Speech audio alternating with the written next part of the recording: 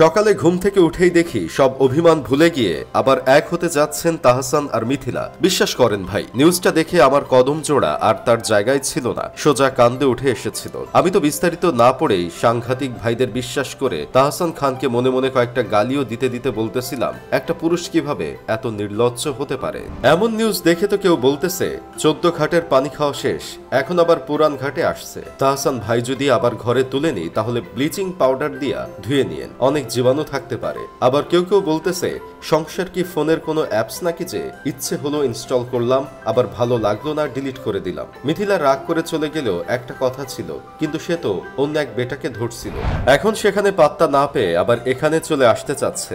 এত কিছুর পরেও এমন মেয়েকে তাহসান কিভাবে গ্রহণ করবে ভাবতেই তো লজ্জা লাগছে। এদিকে আমার বন্ধু কেরামত আবার তাহসানের বিশাল ভক্ত। এই খবর পাওয়ার পর সে বিস্তারিত না চেতেই নিজের কদম জোড়া চেপে ধরে বলতেছিল, আমি তাহসানকে অনেক ভালোবাসতাম, যদি এটা সত্য হয় তাহলে তার প্রতি আমার একরাশ ঘৃণা জন্মাবে আর তাকে এখন থেকে বয়কট করব।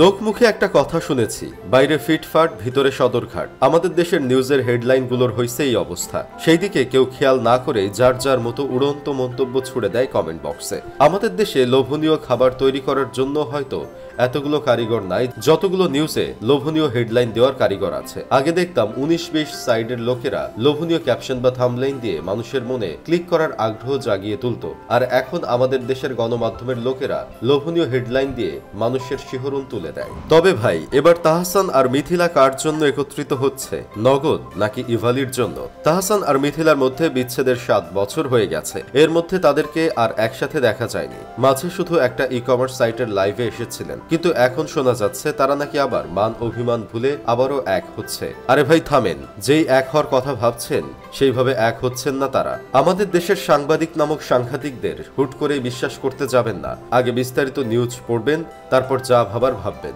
তারা দুইজন নতুন একটি ওয়েব সিরিজ করবেন একসাথে। 7 পর্বের সিরিজটির নাম বাজি, নির্মাণ করছেন নির্মাতা আরিফুর রহমান। তবে এই বিষয় নিয়ে নির্মাতা অভিনয়শিল্পী কেউই মুখ খোলেননি। এ বিষয়ে আরো জানা যায়, এই সিরিজটাতে তাহসান একজন ক্রিকেটারের চরিত্রে ও মিথিলা সাংবাদিকের চরিত্রে অভিনয় করবে। এ বছরে সিরিজটি মুক্তি পাবে। ভাইরে, টাকা মানুষকে কোথায় নিয়ে যায় ভেবে দেখেছেন?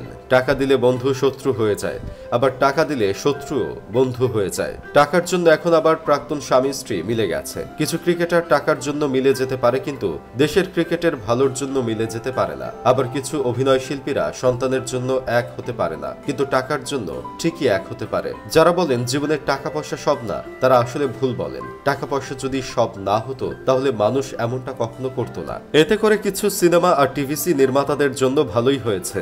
এমন বিচ্ছেদ হয়ে যাওয়া ব্যক্তিদের খুঁজে খুঁজে এনে টিভিসি আর সিনেমা সিরিজ তৈরি করে হিট করে ফেলতে পারে। যেই সিনেমা সিরিজ কেউ দেখবে না, সেখানেও এই পদ্ধতি অবলম্বন করে দেখানো যাবে। এখন মনে করে তাহসান মিথিলা একসাথে কেমন অভিনয় করেছে শুধুমাত্র এটা দেখার জন্যই অনেকে সিরিজটা দেখবে। এটাই আসল মার্কেটিং পলিসি। যাই হোক, শেষমেশ আমি গোলাম হোসেন একটা কাজের কথা কই। এই সিরিজের পর তাহসান মিথিলাকে নিয়ে আমরা আরেকটা নাটক দেখতে চাই, যেটা পরিচালনা করবে নির্মাতা ইফতেখার আহমেদ ফাহমি।